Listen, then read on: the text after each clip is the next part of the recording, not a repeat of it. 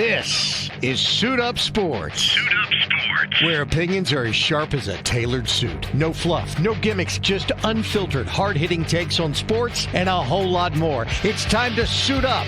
Now here's your host, DJ the Suit Stout.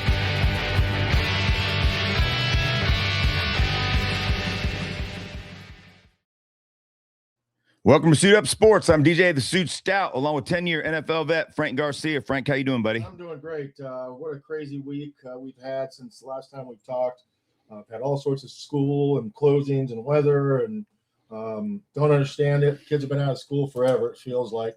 I think they've gone to school for this year like 14 days in the 2 months so far. So I wish it was like that when we were kids, but it wasn't. I know. We went through we walked both ways uphill and through snow and without shoes on, and if you couldn't find your way to get there, you weren't going, type of thing. Well, our kids are in college, or our youngest is a senior, and he's kind of your senior year, you can kind of just mess around, but so it hadn't really affected me, and it's been kind of cool seeing the kids in the snow and just having a blast. But the one thing I have loved about school being canceled as much as it has is the traffic has been great. Oh, yeah. I mean, there's no cars out there in the morning, or I'll go to the gym early. The gym, has been maybe a little more crowded, but I mean, it's been a ghost town, and that's been nice. Absolutely. Yesterday was it was probably 45 degrees. The roads were clear, but no school. Yep. And it's crazy. What these schools cancel school for nowadays. And I know a lot of it has to do with the rural areas and things, like that. And some of the kids maybe not having, jackets and having to spend, their mornings at a bus stop where they're just freezing cold. So I'm empathetic with that, but go to school, kids. Yeah. Well, yeah. When we were kids, you're right. Go to school. The kids have all become weather people. They're watching the weather outside. You said Braxton's all over here telling you. He's like Brax Sprinkle. Yeah, exactly. Brax Panovich. Yeah. But, it was funny. And we're going to get, obviously, Super Bowl and Carolina Duke this weekend. We got a lot to talk about. The Hornets have been making deals and have improved their team. But what a great product right now, by the way. Oh, yeah. And we're going to get to that. But one of the things I was thinking is kind of off topic. But when I was at the gym today, I've been seeing all the kids playing in the snow, and you see kids, Brax has every jersey you can think of. And today at the gym, there was some high school kids in there. I guess they didn't have school, maybe it was on a delay or whatever. And they were wearing, like their uniform, like shirts or whatever from whatever sport they played. And for some reason, as I'm sitting there sweating my butt off and working out, it started getting me to think about, remember how special it was when you were and you, I don't know if this is what I want to ask you, but remember how special it was when you were a kid, and whether it be in rec or travel or high school or junior high, when the day you got your uniform, remember how excited you were to get your uniform and your sweatsuit, and it just was so great, and you were so excited to get home and put it on. And I was like, as you get old, not only can you not play sports anymore, there's no more uniforms really. And I was wondering, like, when you played in the Super Bowl, obviously they put the Super Bowl patch on there. Like, was it cool when you put that jersey on for the first time and you saw the Super Bowl emblem in the mirror? And it definitely had a different feel and different meaning, just the whole vibe in general. From the week leading up all the way to the attention, the media day, all the things that everybody in the world was there to watch you play that game. And a lot of big corporations were there, and we were in New Orleans. Nuts. So it was Bourbon Street, and going to find out the local things that they would do there, the culture of the local city that you're in. I've been to a bunch of Super Bowls. I've been to the one in California. We won a couple of years ago when the Panthers were there, actually in 2015, where they ended up losing to the Broncos. But we had to stay all the way in about an hour away from San Francisco, which was where the media day was at, where they did Radio Row, where all the televisions and the radios and everybody that was covering the game was going to be at. Yeah. It was about 45 minutes away from the stadium. So everything's kind of spread out, with where they're at right now. But there's no feel like, especially when your team is playing in it. And, having the Panthers play in 2015, going and covering them, for the radio was it was really cool, because it was like you're the big deal. Everybody You're the only game in the world that day. Interview you. They wanted to talk to you about that team. It felt like you were almost in the game. And I've been in the game as well when I was with the Rams, and the same type of thing. You get on your podium, you talk to the media. You got Paul Tagliabue at the time. David Letterman was big back then. Everybody's there, and everybody in the world is there interviewing people and talking to guys. And unfortunately, I was so hungover I barely could remember it, from the night before, that first night in Bourbon Street. I bet. With some great memories that I've had playing in the game, but also covering it. Do you still have your Super Bowl jersey? I still have it. It's hung up, and it does have a little Super Bowl logo on it. I think it was 39. I don't remember exactly the number it was, but it was a lot of great memories, with that game, and just everything leading up to it. So it's one of those things that you just kind of embrace and just roll with it. But yeah, the jersey was awesome. Well, we're obviously Seattle taking on New England this weekend. Seattle's -4.5. Everybody knows the story of Sam Darnold. There's every Super Bowl's got great storylines. It's the ones that you know about, and then there's the ones you find out through the storytelling by watching ESPN or listening to radio and Radio Row and these interviews that you're referring to. But let's start with Seattle, because Sam Darnold has won more games in the last 2 years than any quarterback in football. Minnesota lets them walk when they could have franchise tagged them. They let them go. Seattle, who was a beast for years and years, had about 2 down seasons, really, and that was towards the end of Russell Wilson. Then Geno Smith actually came in and played decent. So it's amazing how their GM just seems to keep plug and playing, because every one of his draft choices click. But Sam Darnold goes to Seattle, and that's where Dan Morgan 100%, right? Yeah, no doubt. And so I hope he has the same success. but when Darnold went to Minnesota or to Seattle, there really wasn't a whole lot of talk about it. Okay, Seattle signed Sam Darnold. They let Geno Smith go. Was Sam Darnold really much better than Geno Smith, even though we saw what he did at Minnesota? Yet his last 2 games in Minnesota were atrocious. So that's kind of what people remembered. And all he's done this year is play great football. He still leads the league in turnovers, right? So that's still a bugaboo of his. He's still going to give the team the other ball here and there. But what he's done, especially in the playoffs where people really were questioning him, he's been unbelievable. And that's a storyline from the Seattle standpoint that I've really kind of gravitated to, because number one, he just seems like a great dude. He's persevered from being the first round pick, going to the Jets, getting traded to the Panthers. Then he was on San Fran for a year. Then he was on Minnesota. He's bounced around, and now this is his opportunity to put his stamp on the history of the NFL. I think I saw the other day there's only, like, I want to say 20 quarterbacks, that's not the exact number, but that have ever even won a Super Bowl, right? So he's going to put himself in elite territory if he were to win. And to me, that's the storyline that I'm going to be paying attention most on Seattle. Their defense obviously is going to be something everybody's going to watch, because it's one of the best defenses in the league. But seeing Sam have this success is kind of leaning me towards pulling for them in this game, even though we have our ties to Drake as well. Yeah, there's no doubt about it. And it's interesting, why he's had the success of what he's had, not just last year, but this year on 2 different teams. And what it's come to for him. It feels like the game has slowed down to him for sure. He is starting to play like the player that he was drafted to be. And it's taken several times of failing, like you said, on the Jets and even with the Panthers and, some of the other adventures he's gone on along the way. But it sounds like he's a smart guy, and he continues to grow and learn from all of those times. And last year in Minnesota, when it clicked, it's just carried over into Seattle. And I think, what's made both of those teams that he's been on, Minnesota last year and also, with the Seahawks this year, is the fact that he wasn't asked to do everything. Yeah. He wasn't put in a situation where he had nothing.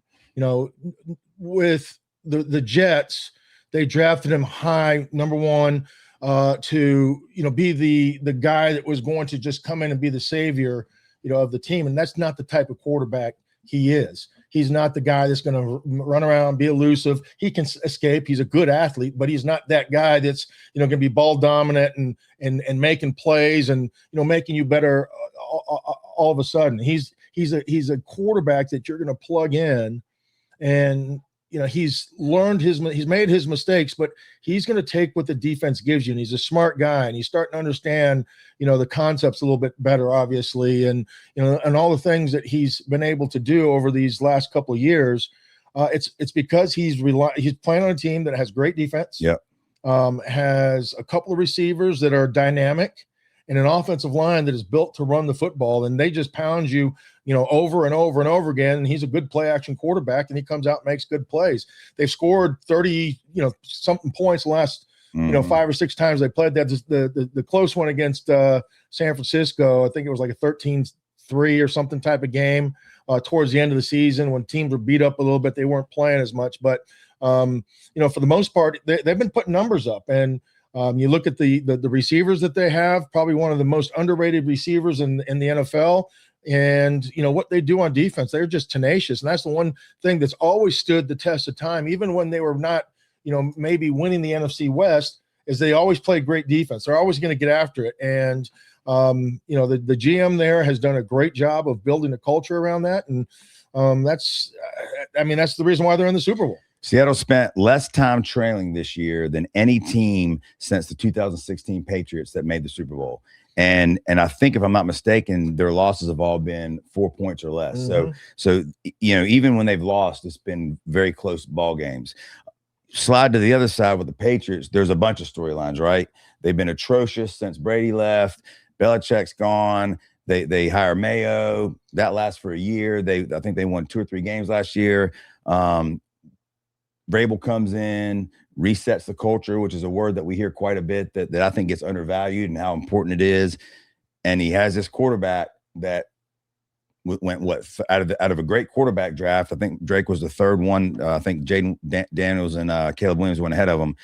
New England gets Drake Maye, and man, it's like the rich get richer. They have all those years with Tom Brady, and now they get Drake Maye in there, who this year has just been the real deal. And now his playoff run so far has been a little sketchy, right? He's had a bunch of fumbles. His offensive line's not played well. Only 82 yards of passing, I believe, against Denver in the AFC Championship game. But he uses his legs very effectively, and here he is in the Super Bowl. North Carolina kid, Myers Park High School, kid that we coached against in baseball for years and years and years when he was 7, 8, 9, 10 years old. We always knew the kid was just a ridiculous athlete. And now we've got one of our only quarterback to play high school in North Carolina to ever go to a Super Bowl. The only one. And of all the great players that Carolina's put out there and produced, from Lawrence Taylor to, some of the other greats, Julius Peppers, that are in the Hall of Fame, he's the only quarterback to ever played high school football in North Carolina. And you know him, I know him, we know his family very well. What a great kid, hard worker, humble, just looks like a good old boy. But you could always tell, him as an athlete, just the way he walked, the swagger that he had. It was just different. Mm-hmm. It was like he was the prideful, head lion, walking out there with a team that really wasn't very good unless he was, in one of the starting. When he pitched, they were awesome. When he pitched, we knew we were in for a ball. When he hit, you knew it was going to be a battle with our best pitcher. Yep. Right. I mean, the guy he's a competitor. He was quiet, and he's turned into a great leader. Yep. Right. Because those are the types of guys that offensive linemen want to go to battle for. Will Campbell said, I would die for this guy. Yeah. Right. I mean, they've become best friends over the last couple years that they've been there together, when they were drafted. And, a lot of that has to do with Drake, but a lot of it has to do with Vrabel too. Mm-hmm. I give Vrabel a lot of credit. He was a great player. He was a really good player. He wasn't a great player. He was a really good player, but he worked hard. I think he won 4 Super Bowls with him. When he was there, he's the only defensive guy to ever catch a touchdown in a football game as an offensive player in a Super Bowl. He's a guy that is consistent, that's steady. And when he was at Tennessee, he had Tennessee playing really hard and really well, and had him in the AFC Championship. Had him in the championship game, and they let him go. Right, and why they let him go was beyond me. I thought it was a terrible decision at the time, and I thought he'd get picked up, in a heartbeat, and he didn't. So I'm not sure what took place with all of that, but he went and he learned. And he sat and he, went and did. He was a consultant for the Browns. For teams that were not very good, and he saw what they did well, and he saw what they did poorly, and he took bits and pieces, and he learned from it. He grew with it, and now he's instilled it with the New England Patriots. And I'm telling you what, I mean, they've bought in. There's some great clips of them in the last game with just one first down, one first down. It was like one of those movies you watch where just one more yard, and you'd make a movie out of those types of things. And, that's the way he coaches. The players love him. He's out there with the players. He's, running sprints with them. Getting his head busted open, his lip busted open, head button dudes. It's a great environment of just good, hard-working, tough-nosed football players that remind me of him when he played. Yeah, you talking about leadership on Drake's side and Vrabel's side. Stephon Diggs is a player who, he's had a great career, but wherever he's been, there's he's like a lot of receivers. There comes a time where it seems like he's not confident in the quarterback, not confident in the coach. He's a diva. He's a diva. He's a wide receiver. And now you hear him coming out and the praise that he gives Drake Maye, the praise that he gives Vrabel, to me shows exactly what you're talking about. This team is a team, and they fight for each other. They've got the chip on their shoulder. They talk about how they know they're fine being the underdogs. They love being the underdog. No one had them even making the playoffs, much less getting into the Super Bowl this year. And so I can't stand the Patriots, but this team is a team that I have a hard time not rooting for. They remind me of the 2001, 2002 New England Patriots. When Vrabel was on the team, Brady was on the team, Malloy was on the team, Ty Law was on that team. You had Teddy Bruschi on that team. On the offensive side, you had Antoine Smith. You had, Brady, obviously. You had some good role players out there. You had Mike Compton as offensive lineman playing tackle. You had a good, hard-nosed, team that just fought you tooth and nail, and they were called. It's what you define as a football player. There's nothing they do great, but there's not anything they really do poorly, and they all do it well. Yeah. And they all play together, and that's what Belichick did with that team, and it feels like that's what Vrabel's doing, with this team. Not many people think that they have a chance to win. I know they're only 4.5-point favorites, and anything can happen. Especially when you have Darnold. He's not a proven winner yet. I mean, 2 years. He's had an incredible year. Last year, last week, or 2 weeks ago, he probably played his best game, ever as a pro. But this is a different animal. It's a bigger game. This is, everybody in the world is going to be watching. The timing is going to be different. There's little things and intricacies that, unless you've been there, it's going to be hard to prepare for. Vrabel has that experience multiple times. Yep. So they're going to be looking to him for leadership. They're going to be, when he's saying, "Hey, listen, just take a break. Things slow things down. They're going to happen a lot faster. Just slow it down, and then eventually we'll start getting them the flow of the game, and we'll see what happens." Whoever wins the game, whether it be Sam Darnold or Drake Maye, will be the first quarterback from either Southern Cal or Carolina to ever win a Super Bowl, which is crazy from Southern Cal's standpoint because much talent they've had over the last 3-4 decades. The fact they've never had a quarterback to win a Super Bowl from California, from Southern Cal or Carolina, which Carolina is. Well, Tom Brady was from Northern Cal, yeah. So I'm talking about that went to school at Southern Cal. Oh, okay, gotcha. Yeah. That's an incredible stat right there. That's what I'm saying. I mean, Southern Cal. USC. Yeah, USC. I thought you meant Southern California. They've had multiple quarterbacks. Yeah, Aaron Rodgers. Right. They've had multiple quarterbacks. But Southern Cal University and North Carolina University have never had a quarterback. That's incredible. That's an amazing stat. Yes. North Carolina, this is the first one in it, so we know that hasn't happened yet. But yeah, to have the tradition and history that USC has had with running backs and quarterbacks, and some of the great teams that they've had come out of there. Everybody thought Leinart might have been the guy. Darnold was obviously a guy you can go back to. Some of the ones earlier, Martinovich never even really made it, and kind of petered out, really early in the NFL with the Raiders. And we all know that story there. But, it's incredible that this is, if Darnold wins, he'll be the first player from USC to ever win it. The first quarterback. Yeah. The first quarterback. That's nuts. So let's dive into the game because we've got a lot to talk about today. So we'll go ahead and dive into the picks. Now, any prop bets that you kind of like. Seattle, like I said, laying 4.5. 61% of the public right now, I believe, are betting on Seattle. I'll go first. As much as I want to take New England, I just think the Seattle defense is going to be too much for him. And I think that Darnold is going to continue this nice run he's on right now. They're, like you said, they run the ball. Najigba is probably the best receiver in football right now. Shaheed has been a hell of a pickup at the trade deadline, not only as a receiver, but as punt and kickoff returns. We saw that against the 49ers. He's just dangerous whenever he gets the ball in his hands. But I think I'm going to take Seattle with the 4.5 points. Would like to tease it to where they're getting 3, knowing that stat about they don't lose by more than 4. But I think I'm going to go Seattle minus 4.5. Yeah, just to kind of put things in perspective for us as Panther fans, watching them play throughout the season, they had the opportunity to play both of these teams and never really had a shot in either one of those games. If you remember, they end up getting boat raced by New England. We score the first drive. We score the first drive, and then they just downhill. wore us out. They put the can of ass whoop on us. Yep. And they didn't stop and took us out to the woodshed and beat us up pretty good. And same thing kind of with Seattle here, at home. I mean, we couldn't even move the ball. They came in and just stifled us on offense. Couldn't move the ball, had a punt. It was almost to the point where fans were starting to get uneasy and boo because the offense was so bad. But, that's what Seattle does. They suffocate you. And, I never really felt like we had a chance. They ran the ball effectively to either side they wanted to. And they just controlled the game. That being said, I think that, the experience of Vrabel will help. It'll keep it close.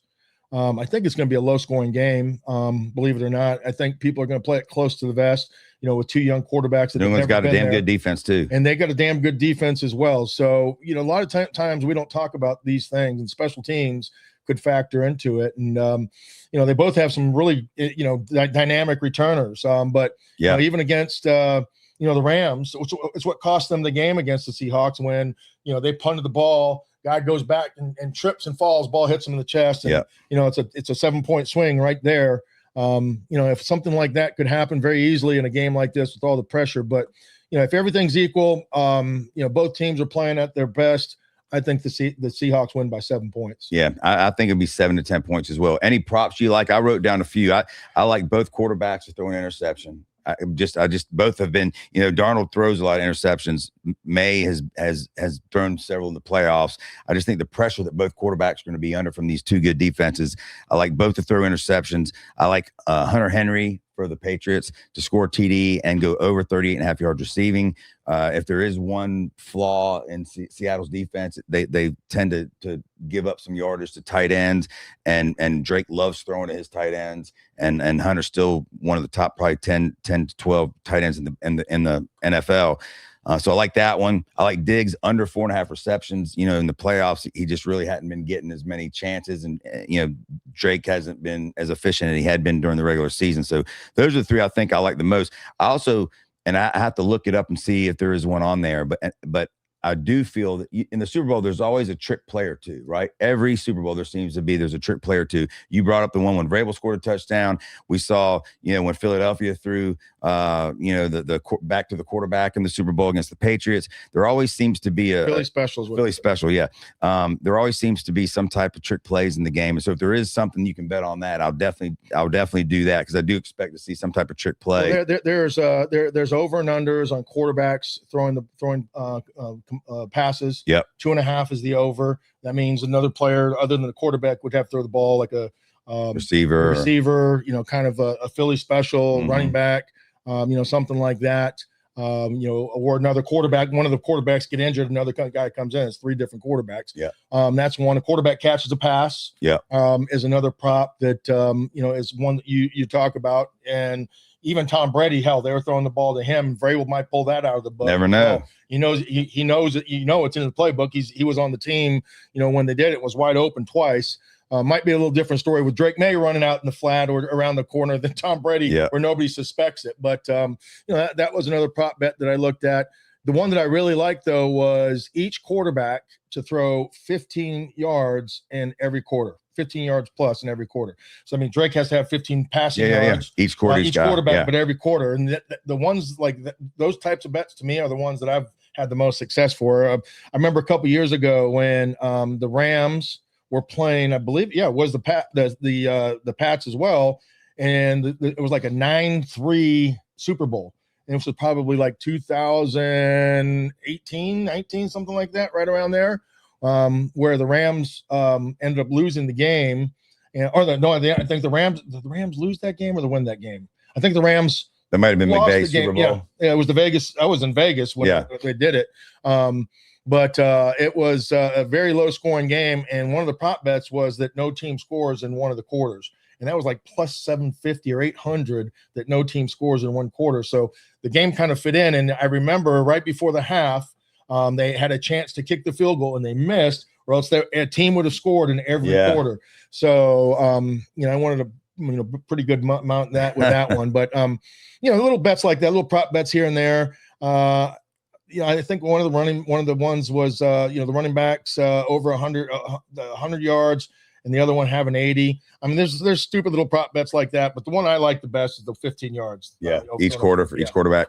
Well, it's going to be, hopefully it'll be a good game. I mean, on paper at least, I think Seattle looks to be the better team, but New England has faced that again and again and again this year, and all they seem to do is rally and win. So I just hope it's a great game with no dog in the fight. We always do one of those little sheets too, where we'll have who wins the coin flip. We'll do a parlay card. We'll do how long the national anthem is. We'll do squares. I've got squares at the lodge. They've been doing. I've got 2 or 4 down there. I don't even remember what numbers I've got, but yeah, that's the thing about the Super Bowl. Whether you have a team in it or not, it's a party. Yeah, that's right. And you're going to be like you said, whether it's the squares or parlay cards, there's always great food. Yeah, quarterback can catch a pass is plus 1,100. Right, so that's worth. I mean, that's pretty. It's a pretty good. Yeah, put $10 on it. I hope one of them catches. Win $100. Yeah, there you put go. $10. Exactly. And so I will definitely do a few of those. Let's move on now to the biggest rivalry in college sports for sure, maybe in sports. At least it is here in North Carolina. Our Duke Blue Devils. And sorry, we don't have any North Carolina Tar Heel representation here at the table, but we're going to do our best to be as objective as we can. But Duke takes on Carolina. Like I said, best rivalry in college athletics, in our opinion, for sure. Duke is laying 6.5 at North Carolina. Duke comes in ranked number 4, Carolina 14. Duke is 21-1 on the season. Their only loss at home to Texas Tech. UNC is 18-4. They've kind of righted the ship after a bad West Coast trip that they took where they lost to both California and Stanford. They had a big road win against Virginia. And now, like I said, they've kind of righted the ship. So they're feeling pretty good about themselves going into this ball game, you would think. Duke laying 6.5, though, especially after last year, if you remember, Duke swept the Tar Heels. And at Carolina last year, they beat them by 17. Then they whooped them again at Duke. And then the ACC tournament, when they played the third time, Duke won by 3, which was a really close and very good game. This Carolina team has, for sure, the one thing that they didn't have last year, and that's size. They bring in Vassar, the 7-footer from Arizona. Caleb Williams, the freshman, who's unbelievable, is 6'8", but he might as well be 7'5", the way the dude can just jump out of the gym and as athletic as he is. So they've got size this year that they didn't have last year. Duke starting 5 comes in, and I was looking at something the other day, and a buddy of mine sent it, who, by the way, is a Tar Heel fan, that listed all the great players that have played at Duke in the last 5 or 6 years, and how the Duke hasn't been to a national championship game since 2015-16. And I'm looking before last year. Well, they didn't go last year. They didn't go last year either, yeah. And so, yeah, especially when you look at what Cooper Flagg's doing in the NBA, what Knibble's doing in the NBA. I mean, they had 4 guys. I mean, just loaded. 3 guys going to first round, top 10. Oh, those 2 in the top 4. So when you look at the talent Duke has had and the regular season success they've had, I texted them back and said, dude, you're right. Like, it's kind of remarkable that with the talent they had, they haven't even made an appearance in the championship, much less won one. The Tar Heels, like I said, the one thing that I think that continues to plague the Tar Heels is their 3-point defense. If you look at the stats, I mean, they're pretty even on points per game, field goal percentage, 3 points made, 3-point percentage, turnovers. I mean, the stats are really pretty even when you go down the board looking at it. But Carolina's defense against the 3, which we all know Duke loves to shoot them, has been a bugaboo for them this year. So I think that's going to be a big key is if Duke can hit the 3 and they've got their shooters shooting the ball and making shots. If Evans is hitting his shot, if Foster's hitting his shot, Boozer, who shoots the 3 ball well, I think it'll be a tough night for the Tar Heels. Tar Heels are 13-0 at home this year. Duke hadn't lost on the road this year. So if you on paper, this thing really does look to be hopefully one of the epic kind of Carolina Duke matchups that we've seen so many times over the years, where it comes down to some crazy last second shot or at least the last 5-10 seconds of the game. But I think the biggest key here from a Carolina standpoint is that they've got to defend the 3 ball. And if Duke's hitting the 3, I think it could be a long night. Well, you know what's interesting? I listened to Jamal Mashburn, who has his podcast. Does some things on ESPN. Great talks player. a little bit about great player. Especially good college basketball player. And he was talking about the draft class this year compared to where Cooper Flagg would be if he was coming out. He said he would be the 6th player picked. That's ridiculous. Well, that's.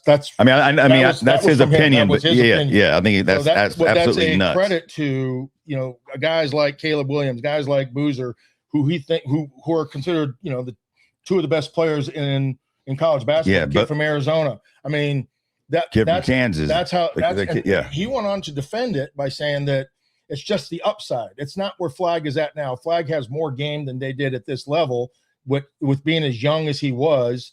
But these kids have way more upside athletically than what he does. So that's the reason why he said that he would take them, as that pick. But that being said, I mean, you got 2 of those kids playing in this matchup. Yeah, Flagg against Wilson. Boozer against Wilson. Yeah, against Caleb Wilson.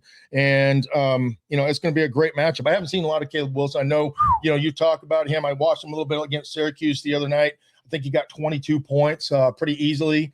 They had a 19-point lead and then just, kind of fell apart towards the end where Syracuse cut it to about 5 points and almost pulled the – they ended up losing by 10. Spread was 11.5. I cashed out when Carolina was at 14, thankfully, to hang on to that bet. Well, I mean, Carolina came back. I mean, Syracuse came back and gave Carolina quite a scare. They just didn't have enough firepower at the end, in order to knock some of those shots down. But, against Duke, the matchups. To me, watching Duke play is about 2 guys, a point guard and Boozer, right? And if those 2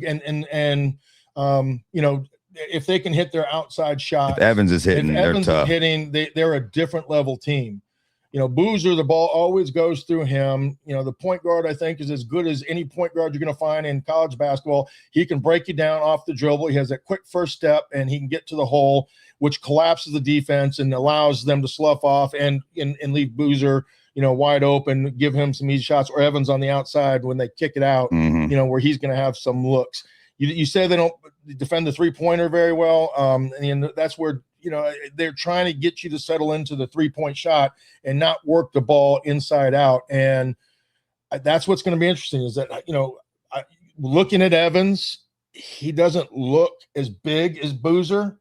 So who's going to be able to move them off of their spot? I think Boozer wins this matchup, and I think the Duke Blue Devils are going to win this game. Yeah, I mean, Boozer's been unbelievable. I mean, everything that he was advertised to be, he's been and more.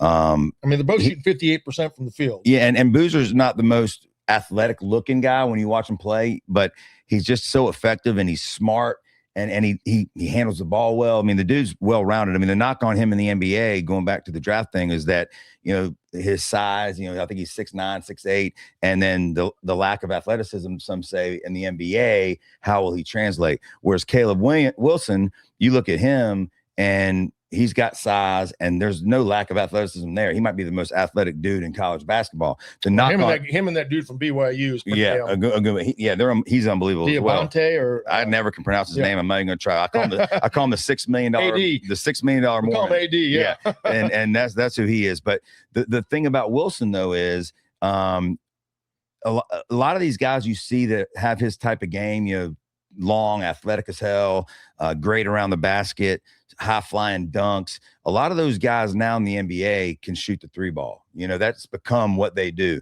And that's not part of his game. He shoots 25% from the 3-point range, from 3-point land. And so that's really not part of his game yet. Doesn't mean it won't be, but as of now, it's not. And so Carolina has weapons that can shoot it. I'm just saying, as far as Wilson goes, that's something that's part of the game that he's got to add to at the next level. Well, the thing that I think stood out from Duke last year in Carolina was their size.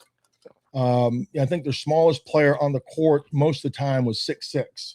They were just big, tall, athletic, and they played great defense. The rankings, what are they? I know what you're talking about. Pumbar, whatever the hell it is. I know what you're talking about. The rankings that they use for that. With what their efficiency was, they they were the only team that was in all the categories in the top 10. And Maye ratings. You're close. I'm close. You're so close. Yeah. Anyways, that's that when you start listening to what they're doing. I mean, that's where the difference is to me. Defense, the defense for Duke is going to be what is going to be the difference in this game. I think they're giving up 63 points a game compared to Duke, 70. And whatever that stat we can't remember the name of, Duke's the number 1 ranked defensive team in the country. Carolina's the 60th ranked. Yeah, that's what I'm saying. I think that's going to be the difference in the game. And that's why I think if Duke's hitting their shots from the outside, it could be a long night for Carolina. But if Duke's off, or if Carolina brings Ken Palm. That's it. Ken Palm, if Carolina, if Duke's missing or if Carolina plays a level of perimeter defense we haven't seen them play this year, then all bets are off. We'll see what happens. But the fans are going to be nuts. They're already camping out, waiting to get in. Like I said, it's always just a great rivalry and a great environment, regardless of where the game is played. But man, this Duke team, in my opinion, seems to be a little more cohesive last year. Now, last year's team, Cooper Flagg was the leader of it, but when he stepped out, Knipple stepped right into his place and played just as well, if not better than Cooper was playing. This year, Boozer, a lot depends on him, right? I mean, like you said earlier, the Duke's offense goes through Boozer. And whether it's him bringing, handling the ball, shooting threes, it really does go through Boozer. So, again, if Carolina can do an effective job on him, and maybe having a 7-foot Vassar can cause him some issues. Maybe Caleb Wilson with his athleticism, even though he gives up some strength and bulk to Boozer. But yeah, if Boozer is effective and plays like he's been playing, and if Duke's hitting the threes, I just think it's going to be a tough battle for Carolina. I think a lot of people look at these Ken Palm rankings and they use them, especially when it comes to tournament time, to kind of figure out their bets, their brackets and things like that. And the Ken Palm rankings as they stand right now, the number 1 team in Ken Palm is Illinois. They're ranked 5. You're talking about rankings, yeah, for overall. They're number 1 in Ken Palm. Yeah. They're number 5 in the country. Yeah. Purdue is number 2, and they're number 9 in the country. Alabama, believe it or not, is number 3, and they're 21. Arizona, they're number 4. Who I think's the best team. Yeah, and they're the number 1 team in the country. And Duke is the number 5 team in the Ken Palm. Yep. And they're number ranked 4 in the country. 3 or 4 in the country, depending on who you're looking at. Yep. North Carolina is 30th, right? And that's about where they're at. They're about the 20th team in the Ken Palm rankings. So, you're talking about the 5th ranked team in Ken Palm versus the 30th ranked team, or the 18th ranked team in Ken Palm. I think that just adds up all the efficiency, and the reason why Vegas comes up with these lines and how they get them. They use this quite a bit, I'm sure, to create this, and that's why they're favored by 4.5, 6.5, 6.5. And that's the thing. I mean, I don't think it's gonna be a 6.5. When Duke and Carolina plays, you can throw all those stats out the window. 6.5 is a lot of points at Carolina, even though they whooped them by 17 there last year. Again, the only reason I would lean Duke 6.5 is only because if Duke's hitting their threes, and we know Carolina is bad at defending the three, they're going to be, any team's going to be hard to beat, right? We saw Cal and Stanford hit threes all day long on them, and that was the downfall for Carolina in those games. So if Carolina brings it the perimeter defense, and if Duke's off on their shot, it's going to be a ball game, because Carolina can score. There ain't no doubt about that. They can score. Remember, do you remember last year's game and how those games played out? Because I do. And the first game that you played, Duke jumped out to that early lead. They got out in front. And then the second half, Hubert Davis made some adjustments. Remember, those adjustments were beating them up. Yep, physical. We're going to be physical with them. We're going to knock them down. We're going to hit them. You really saw it in the ACC matchup. Yep, I mean, we really saw it there. We're going to take it to them. They didn't. Thankfully for Duke fans, we had enough athleticism to be able to absorb those blows and continue to score. But they put the cuffs on us there for a while. Yeah, and I got to believe that Hubert Davis is going to do similar, with the success they had defensively against Duke last year, doing that earlier than what they did in last year's matchup. Yeah, and Flagg missed that last game in the ACC tournament. Remember when he rolled his ankle? Yep. So he missed that game. But you're right. Hubert definitely had them get a lot more physical with the team. So you're right. I think we'll probably see that in this game for sure. And we'll see Saturday night, 6:00. It's a staple every Super Bowl week, or usually every Super Bowl. It's the start to a great sports weekend. This is an underrated sports weekend for me. And I don't know how you feel about the rivalries. I feel like we've really lost rivalries in college sports over the last. The portal decade. has killed a lot of them. Portal has killed it. Even this rivalry. I mean, it used to be, the thing that everybody was talking. You had the 1 versus 2 matchup, 2 versus 3. You had on one side Coach K, on the other side you had Dean Smith or Roy. Yeah. You had the hatred and the rivalry, and everybody in the Carolinas would be talking about it, and they'd take school off to watch it, and you would make these big deals about it, and kids would grow up in that hatred as you're either a Duke fan or Carolina.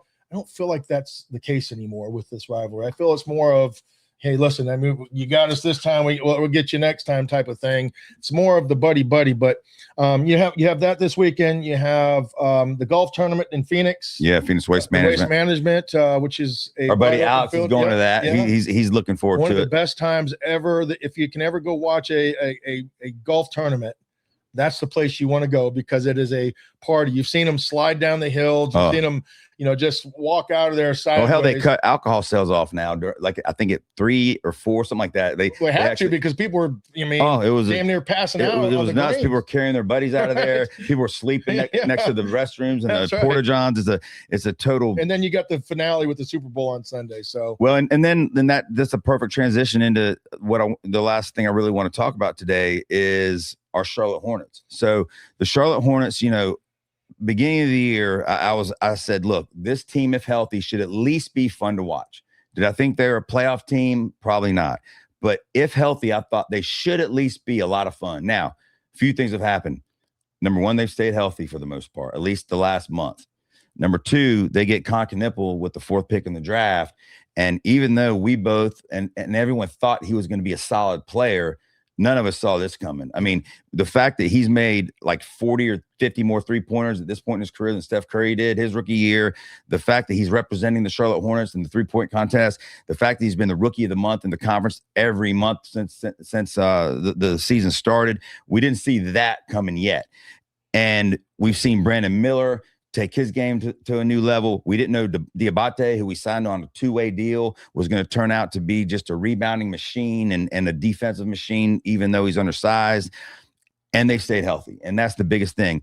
They found a groove. They've won 7 games in a row. And you and I know have been to several of those on that streak.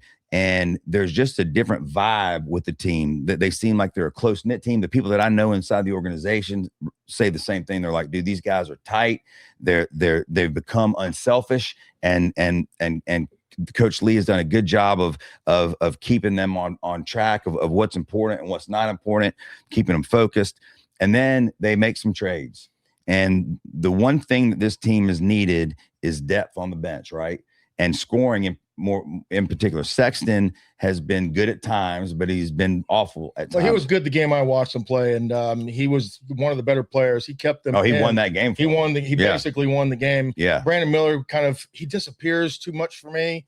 He came across in big moments in that game. He rolled his ankle towards the end of it, but the guy is a bona fide superstar when he gets it going. He starts feeling it. He can score anyhow. I don't feel like he calls for the ball enough, in those big moments. And, maybe that's a good thing. I'm not sure. They just work the offense and, get him involved with the open man. But, I think that's the one thing that if you would tell me that would really make this team, stand out, would be a bona fide superstar in the big moments that we're going to give the ball to, and he's going to take over. Well, and it is not LaMelo Ball. Well, LaMelo's played great, and he has played, and it's the pundits are catching up now. They're all the former NBA players that do podcasts and the analysts on TV are saying we're seeing a different Melo now. We're seeing a less selfish Melo. We're seeing a guy that seems to be in more control of his game.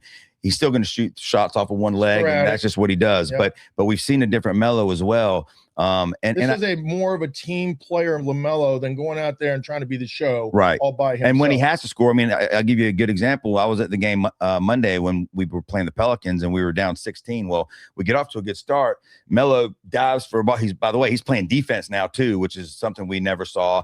He dives for a ball out of bounds. Him and our head coach headbutt each other as he dives. He cuts his eye open. He has to go back to the locker room, get stitches. Oh hell, he's gonna be out for 2 months. And that's what everybody's thinking. And we're down 16 points at halftime to the Pelicans. And then in the second half, Melo, when we needed shots, made a shot. Knipple has looked tired the last 2 games to me. A lot of his shots have hit the front of the rim, which is usually a sign of that. Miller couldn't hit anything against the Pelicans, but Melo carried that team to victory, and again, 7 in a row. Now, Kobe White comes in from the Bulls. Tar Heel fans are certainly familiar with Kobe. If you're an ACC basketball fan, you're familiar with Kobe. He's been on the Bulls, averaging about 17, 18 a game. And he'll come off the bench here, which should bring a lot more scoring off the bench consistently than what we've seen. Kobe can score. He's not just a 3-point shooter, even though he shoots the ball well. He can take it to the hole. I think it's a great addition. They've said there's been rumors that the Hornets were going to try to sign him in the offseason anyway. Well, now they've got him, which makes it easier to sign him. So I think Kobe White's going to be a part of this team for quite some time. But I'm really excited about the addition of him and what he'll bring this team off the bench, or when he plays with Melo, because he can run point and Melo can move to 2. So, Coach Lee made a comment a couple weeks ago, or I think it was last week. He had to find a way to have at least one of our big 3 on the court at all times, because when they weren't, we couldn't score. And now when you bring in a Kobe White, now I think you can have 2 scorers on the court at all times. And whether it's him and Brandon, or him and Melo, or him and Khan, or 3 or 4, I think there's gonna be times we're gonna see all 4 of them on the court at the same time. So this team's lack of scoring on the bench now, to me, in their second unit, has just increased substantially. And I think that can make a huge difference. And he also seems to fit the kind of player that this GM and coach likes, hard-nosed, fiery. And then, Tyus Jones, who we also traded for from Duke. It's funny, we traded for a Carolina guy and a Duke guy on the week that we're getting ready to have the Carolina Duke game.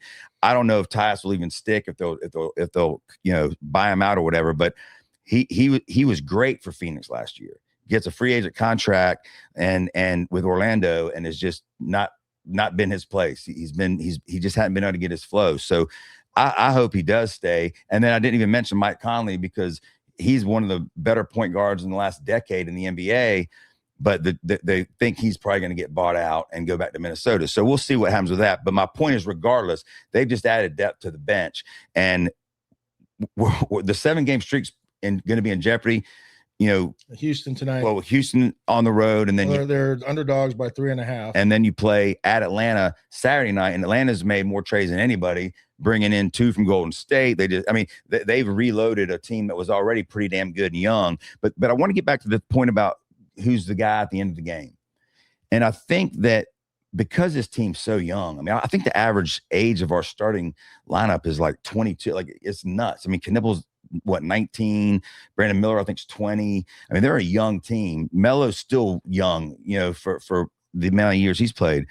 And I think that that's something that has to evolve, right? So I think that there's going to be games where maybe it is Melo, maybe it's Miller, maybe it's Khan, can't miss a shot, like we saw against Dallas, where he kept us in the game, couldn't miss.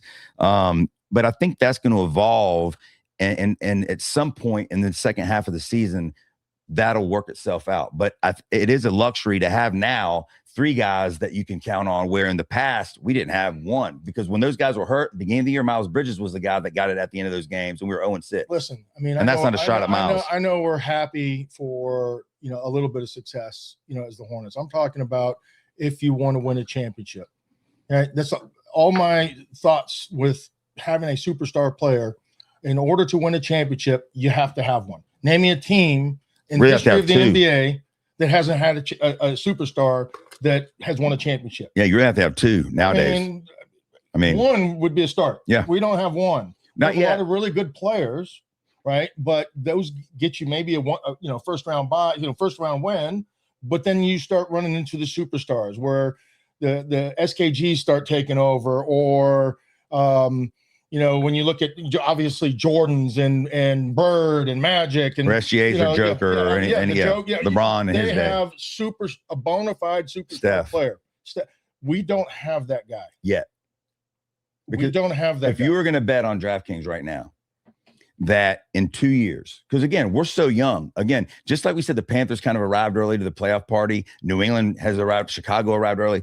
The Hornets, if this success continues the second half of the season and they sneak into the playoffs one way or the other, whether it be the playing game or whatever, they're arriving a little early because at the beginning of the year, they were everyone, if you looked at any mock draft, had us having the first or second or third pick, right? So Miller is not a superstar yet, and Melo, you can argue, has shown, rookie of the year, you can show he's closer than any of them, I guess, if you look at it from that standpoint. Con appears after 3 months of his rookie season to certainly have superstar potential. They could have 3, but not yet. That's why I'm saying it's got to evolve, and they could have 2 or 3 within 2 years. I mean, and I don't think there's a doubt. There's not one guy on that team that's a superstar. Oh, I disagree. I disagree. I think all 3 of those guys could be superstars. Miller would have the closest chance to being a superstar. Con is always going to be a great role player. He's not a guy that's going to take it over and have the ball in his hand. Yeah, he is. He did it against Dallas when he had 30-something points and kept us in the ball game. Had 9 3-pointer. I mean, Con does do that. That's the thing that's the difference between the Con that we thought might be a solid role player in the NBA to what he's doing now is the fact that talking about the one time that it ain't been one time. I can give you example after example of games where he has kept us in it or won the game. Con is a very good player. He's not a superstar. I think the guy could be a superstar. I don't. Miller could be a superstar. I think Miller could be. And Melo is on the verge. Melo has all the potential in the world. I just don't know if he has the mentality to be a superstar. Right? He's playing. He's got to play first of all, and he's starting better. He's playing harder. He's playing more. But is that going to be until he has an owie and we really need him and he has to bow out because he has a time restriction, or a game restriction, minute restriction? Right? Those are the things we don't know with him. Right? We're seeing a really talented team. I like this team. They're very fun to watch. Right? But there's not a guy out there right now that is going to take over a game and everybody's going to stand and watch him play. And maybe that's not the best way to do it. I don't know. But every team that's ever won a championship, if you're building towards a championship, has that guy. We don't have that guy. Not yet. And that's what I'm saying. We're young. We're just evolving. I don't think we have. I think that the guy's out there, but he's not on this team. When SGA was traded from the Clippers to OKC, and his first year at OKC you thought he was a damn good player, but no one thought he was going to be the MVP of the league. There's not one guy on this roster that's going to break you down and take you to the hole, and they can't do a damn thing about it. Not one guy. I would say Melo and Miller for sure can do that. I don't even think that's a debate. Melo has just as much chance to make as it is to hit the top of the backboard right now. I mean, listen, the way he's playing now, and again, I'm not arguing the fact that with Melo, we still have to see, man, because we don't know if he's going to miss 15 games out of the next. We don't know, right? So you're right. We have to see that, and I'm with you. And you can say the same thing with Miller. I mean, Miller missed last year with a torn tendon in his wrist, but he's playing now with a shoulder that pops in and out, and he's playing great. So, player of the week last week. It's easy to play when everything's going well, but who's going to be the guy when things go poorly that's going to say, let's go do it? Well, that's the problem. There's not a guy. When they were down 16 on Monday, Melo was that guy in the second half when we ended up winning by 7. And that was a hell. I mean, so what I'm saying is I think that we have 2 or 3 of those guys on the team. I just think they're young, and time's going to pan that out. I mean, look, Miller was basically in his second season because he missed all of his last year. Con's played 3 months in the league, and Melo is right now playing like the Melo that we saw as his rookie season. I'm a huge Con Knippel fan. I think the guy is as good a player as that you can. He is fundamentally as good as you're going to find. He plays hard. I think he elevates other players' games. I think if you're going to ask me who I would want to be the superstar, it would be him. But he doesn't have the explosiveness that you need to be a superstar. Yeah, I think Miller is, in my opinion, Melo's got to play. If Melo stays healthy, then I think that's the same argument that Mashburn's making with Cooper Flagg that I'm talking about with these 5 guys that are coming up. But I would even disagree. I think what Mashburn said is athleticism and the ultimate peak of where they can be is here, whether they reach that potential or not. Flagg is here because he's a great player, but he doesn't have the ability to jump out of the gym or to run a 4.3 or to. I think Mashburn is abs. I think that what you just said, Mashburn said to me, is one of the stupidest damn things I've heard any player say. And look, we all know this. Not every analyst knows their shit. Not every NBA player or football player that talks knows their stuff. And there's times they do know things that the analysts, that's an argument for a different day. But that's, to me, Cooper Flagg, he's scoring the majority of his points by beating guys off the dribble and going to the hole. He's only shooting like 30% from 3-point land. he's getting his baskets by going to the hole and dunking on people and making crazy baskets around the hole. So I think that's ridiculous. I think if you ask every GM in the NBA if Cooper Flagg was in this year's draft, who would be the number one pick, I think every one of them would say Cooper Flagg. I don't think there would be one that wouldn't. And the only one that I think might get some argument is Daniels from Kansas, because I'm going to say this, and I've been thinking this all season, but he's another guy that seems to get hurt quite a bit, right? So, he's a freshman. Well, he didn't play the other night. But when he does, he's scoring 30. But I haven't seen a player, and I read 2 articles where people compared the same thing, and I'm going to preface it the same way they did. I'm not saying that he's this dude, but when I watch him play, he reminds me as much as Kobe or Michael Jordan of anyone I've seen. Now, Jay Billis said he's the smoothest scorer of a basketball he's seen in maybe a decade. This dude, even the way he shoots the ball, like he looks like he was built in whatever factory built the. Now, I can tell you this: he doesn't appear yet as an 18-year-old freshman to have the mental fortitude that Kobe and Michael had, which is 2 off-the-chart guys that we've ever seen. But that might be a guy that, depending on what your team needs, I could see him maybe being in the argument. There's other great players. Caleb Wilson wouldn't be in that argument. He can't shoot a 3-pointer. $6 million Mormon from BYU is a stud, and I think the kid's going to be unbelievable. But to say that Cooper Flagg wouldn't be the first pick in this draft this year, when not only was he the freshman of the year, he was 1 year at Duke in college basketball. Now to see what he's doing now where he's also won, which is pretty crazy. Flagg has won the rookie of the month in his conference every month, and Knipples won it in his conference every month. So again, that's more. I don't think it was a knock on Cooper Flagg. I don't think it was a knock on Cooper Flagg that Mashburn said that the athleticism wasn't there, just because. But I don't think he's watching, because the kid's athletic as hell. He's still a great basketball player. He'd still be the top 5-6 pick. He just wouldn't be number one. These other guys are more athletic, and that was his point. Cooper Flagg is a great player, right? But Cooper Flagg has physical limitations to him that other guys might not have. He's not going to win a race in a 40-yard dash, right? He's not going to jump out of the gym. I mean, that doesn't translate. That doesn't translate to being a great basketball player. There's guys that can run a hell of a lot faster than Michael Jordan. Basketball player. I said his athleticism. I'm talking about his athleticism, not what his scoring rate is as a basketball player. I'm talking about his athleticism. He's almost 6'10", and he plays point guard in the NBA. How is he not a hell of an athlete? Ask him. No, I'm saying I'm arguing with what Mashburn said. That's what I'm saying. Is the stupidest damn thing I've ever heard. Like, that is insane. He ain't watching. He's not watching the games, because if you watch the games, the dude's starting at point guard in the NBA, leading his team in damn near every category you can name, dunking on people every night, alley-oops where his hands are damn near above the damn backboard, and not there's not a part of his game right now that would make you say he's not athletic, except unless Mashburn's saying it because he's white and he's tall. Maybe that's why he's saying nobody's saying he's not athletic. He's just not as athletic as these guys. They would be better than him, more athletic than him. Jamal Mashburn wasn't nearly as athletic as a lot of the guys that he made the All-Star team. My point is, just because somebody can run faster and jump higher doesn't mean that they are not athletic. Does it give them more potential? Okay, great. Well, potential right now, we're seeing potential play out. We're seeing results. So just because he maybe doesn't run as fast as some guy that's going to be in the draft, maybe he's not as fast as Caleb Wilson.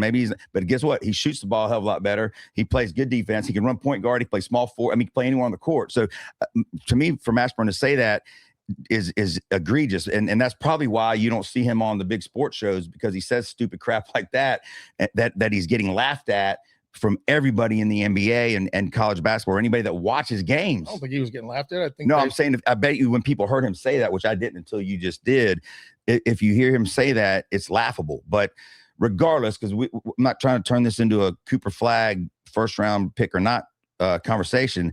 Back to the Hornets. I do think that the Hornets, though, are sitting in a great spot with a lot of great young talent.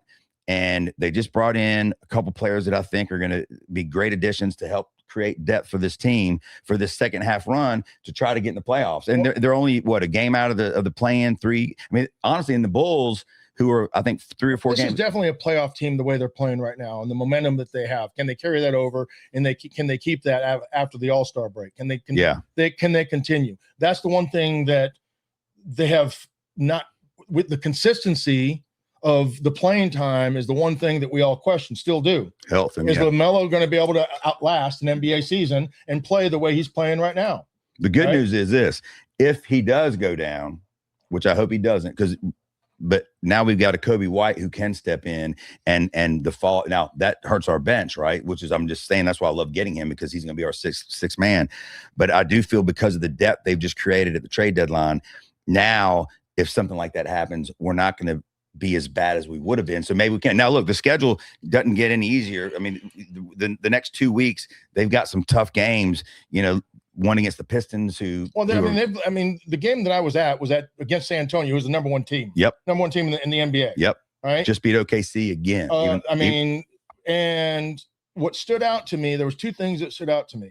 Number one was our length, other than the French guy that's a head taller than everybody else. Wimbiana, or longest reach in the NBA history. It looked unfair. It looked unfair out there, with him standing. But every other position that we played, minus that, was athletic and long. Yep. And the thing that the next thing that stood out is how well they played on team defense.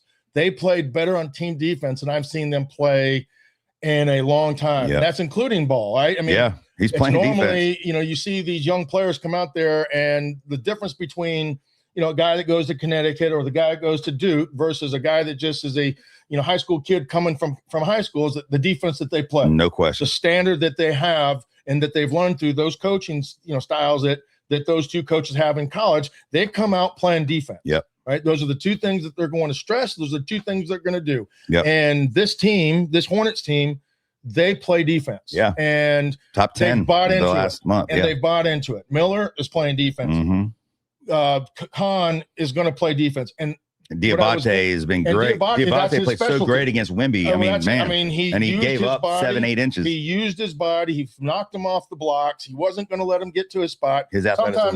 Sometimes you weren't going to be able to stop it just because the guy's 12 foot tall. Literally, he looked like a different human out there. It's unbelievable. It was unbelievable, the size of this guy.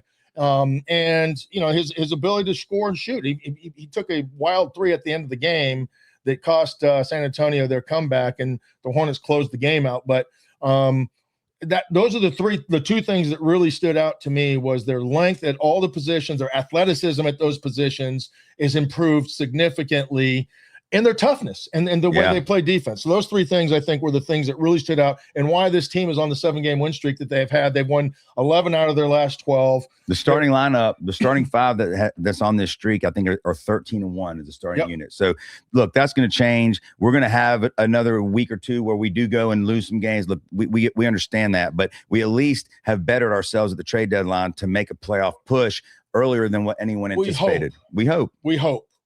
When you look at players and you look at points, there's only one basketball.